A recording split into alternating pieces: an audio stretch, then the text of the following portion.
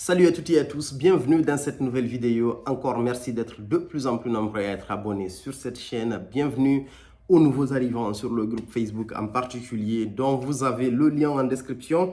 Aujourd'hui, j'ai décidé de vous faire une sorte de guide d'achat dans la maison Memo. La maison Memo, c'est une maison où il y a énormément de questions qui reviennent. Il y a beaucoup de beaux parfums. On risque de s'y perdre. On a envie de prendre quasiment tous les parfums. Et comme la plupart des gens ne peuvent pas se permettre de prendre toute la collection de Memo, c'est bien de faire une sorte de guide. Moi, j'ai testé énormément de parfums dans cette maison depuis des années. Et récemment, à nouveau, j'en ai testé beaucoup. Et j'ai décidé de vous faire une sélection de 5 parfums par lesquels vous pouvez rentrer en fait dans cette maison. Et j'en ai testé d'autres, Argentina, Charwood, Sicilian Leta, et African Rose. Il y en a plein que j'ai testé. Mais cela, je pense que c'est vraiment un bon fil conducteur. Ça vous permet en gros d'avoir l'essentiel de ce qui se fait mieux chez Memo. Donc, le premier parfum que je vous suggère, c'est le Inlay de cette même maison. C'est un parfum qui est assez beau. Et pour un petit rappel, la plupart des parfums de Memo sont exécutés par Aliénor Masséna. C'est une très grande parfumeuse. Et le Inlay, c'est un très beau parfum fruité, floral, on va dire, un fruité floral, où on retrouve en ouverture une très belle bergamote, une note de menthe et d'armoise. La note d'armoise, en fait, je vais dire, elle efface légèrement en fait la note de menthe, mais en général, ça en fait une très très belle ouverture de parfum. Et là où ce parfum devient de plus en plus intéressant, c'est vraiment au niveau des notes de cœur. Vous avez de l'osmanthus, du maté. Le maté, vous le retrouvez dans la plupart en fait des parfums de Memo. On a cette très belle note de jasmin qui est très imposante pendant l'évolution du parfum et on a ces notes épicées. Les notes épicées sont assez communes aussi également à l'ensemble de la collection. Et en note de fond, on a quelque chose que j'adore, que je trouve agréable. On a cette note, très belle note poudrée d'iris mélangée à du musc et du bois de cèdre. Le parfum, il a une bonne tenue. J'ai vidé, je pense, quelques échantillons du Inlay et sur moi, ça a plutôt bien tenu. Je pense qu'en termes de tenue et de sillage, vous n'aurez pas de problème avec mes mots. Moi, personnellement, j'en ai pas eu. Le Inlay, c'est un très beau parfum. Je dirais qu'il est à 60% féminin et à 40% masculin, quoi. Mais bon, ça reste un parfum mixte. C'est une perception, c'est pas quelque chose de figé. Le deuxième parfum que je trouve mais vraiment super bon dans cette maison-là, et celui-là, je pense que je me le procurerai, c'est le Tamarindo. C'est un excellent parfum. C'est un parfum pour moi qui est plutôt estival, même s'il a tendance à être porté en automne, en été et au printemps. Dès qu'il fait légèrement chaud et que vous pouvez sortir avec une petite veste ou qu'il fasse chaud, vous pouvez porter le Tamarindo. C'est un parfum que je trouve très beau, mais cette année, j'ai de très beaux parfums, donc je n'ai pas jugé nécessaire de le prendre. Celui-là, il est vraiment excellent. On a une très belle ouverture. Par contre, il va vous être familier parce qu'il y a beaucoup de très beaux parfums dans la parfumerie qui a à peu près en fait ces mêmes notes.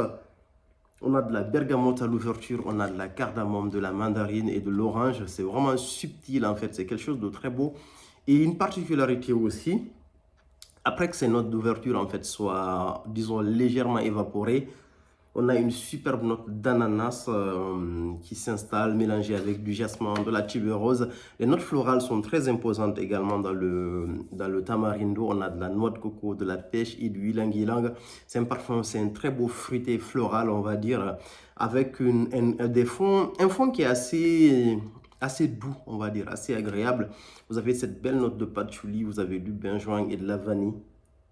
Le parfum, il est très beau et l'une des particularités, c'est que ce parfum, il n'est pas épicé. Tamarindo, si vous avez envie d'un très beau parfum fruité floral qui se démarque et qui sort du lot, le Tamarindo, c'est un excellent parfum. Pour moi, mixte, légèrement à tendance féminine, on va dire 60-40% masculin, quoi. Ça, c'est mon avis personnel.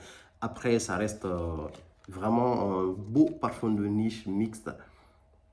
D'accord, tac, tac, tac. Là, je suis en train de lire le texte qu'ils ont écrit sur le papier. Dans syncopé, des percussions et un sens, essence de jasmin, frôlement des feuilles de Ganacastra que je ne connais pas.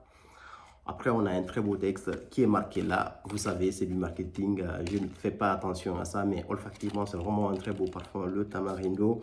Et là, on va dans les trois. Pour moi, ceux-là sont vraiment essentiels si vous avez envie d'avoir de la frappe chez Memo. Ces trois-là, c'est vraiment vers ceux-là qu'il faut aller. Pour moi, le numéro 3, on a le Marfa, qui est un excellent floral. Là, par contre, c'est un parfum pour moi, pour se faire remarquer clairement, parce que le Marfa, il est tellement puissant. Quand je le mets, j'ai l'impression de porter un extrait de parfum. La tenue est exceptionnelle, le sillage, tout est magnifique dans ce parfum. Il y a une très belle note de fleur d'oranger et de mandarine à l'ouverture, mais par contre, la note de fleur d'oranger s'impose clairement face à la mandarine. On a de la tubereuse après, du ylang-ylang et de l'agave. L'agave, c'est une note que je revois dans pas mal de parfums, mais j'arrive pas à la détecter olfactivement, mais c'est quelque chose de super beau dans la globalité. Et le Marfa, quand il est c'est vraiment très beau en fait, c'est imposant, c'est un très beau floral. En note de fond, vous avez quelque chose de beaucoup plus classique, vanille, bois de santal, musc et bois de cèdre. Mais ça reste un parfum qui se démarque en fait. C'est pas le petit floral que vous trouvez chez Sephora en fait, ou chez Nocebe, même s'il y a de très bons parfums floraux là-bas. C'est pas en fait une façon de dénigrer, c'est juste pour dire que c'est un parfum qui se distingue. Il est super bon. Encore Aliénor Masséna qui l'a réalisé, le Marfa de la maison Memo. Et le deuxième, c'est c'est vraiment pour les plus téméraires, c'est pour les amateurs de cuir, c'est le Irish Leta. Pour moi, qui est l'un des plus beaux parfums de cuir qui existent sur le marché aujourd'hui. Encore la même parfumeuse. Très très beau parfum lancé en 2013 où vous avez du bergène du cuir et du maté. C'est vraiment quelque chose de super beau. On a de l'ambre et de la fève de tonka.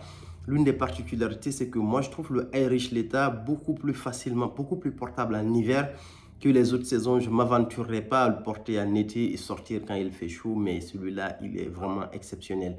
Si vous aimez les gros cuirs, ce parfum, il est indispensable en fait dans votre collection. Irish Leta, exceptionnel comme parfum. Je le trouve vraiment magnifique celui-là. C'est l'un des cuirs les plus... En fait, quand je sens ce parfum, je l'imagine juste sur un très beau perfecto en cuir, mais un vrai cuir en fait, pas un petit perfecto en gros des magasins de vente rapide tels que Zara, mais vraiment un vrai cuir que j'imagine en fait sur le Irish Leta, quoi. Vous mettez ça en hiver, c'est quelque chose d'exceptionnel. Vous mettez des gifles à tout le monde. Un excellent parfum que je vous recommande vivement. En tout cas, très masculin. Je ne dirais pas qu'il est mixte. Moi, pour moi, il est vraiment totalement masculin, celui-là. Et le tout dernier, pour moi, le meilleur, le best du best de la maison Memo, c'est naturellement le African Leather qui est hyper beau comme parfum. Ça, j'ai même pas besoin de trop vous en parler. Il y a une vidéo complète que j'ai fait sur lui. Très beau parfum avec une très belle note de cardamome, de cuir. Le cuir est moins imposant ici par rapport au cuir qu'on trouve dans le Irish Leta. Safran, cumin, vétiver, patchouli, géranium, un léger oud, de la bergamote et du musc. African Leta, c'est vraiment le meilleur du meilleur dans le Memo. Si vous avez envie de commencer par cette maison, je pense qu'il faudrait mieux commencer par le African Leta. Vous serez moins frustré. C'est un parfum qui est très consensuel, c'est un parfum qui est facile à porter, c'est un parfum qui se distingue, c'est super élégant, c'est particulier, on va dire. C'est vraiment de la parfumerie de niche dans sa plus belle expression. Un parfum très original qu'on ne retrouve pas en fait chez les concurrents. Et voilà, pour moi, c'est vraiment les 5 meilleurs parfums en fait. Pour moi, Memo, African Leta en premier, le Irish Leta en deuxième, le Marfa en troisième.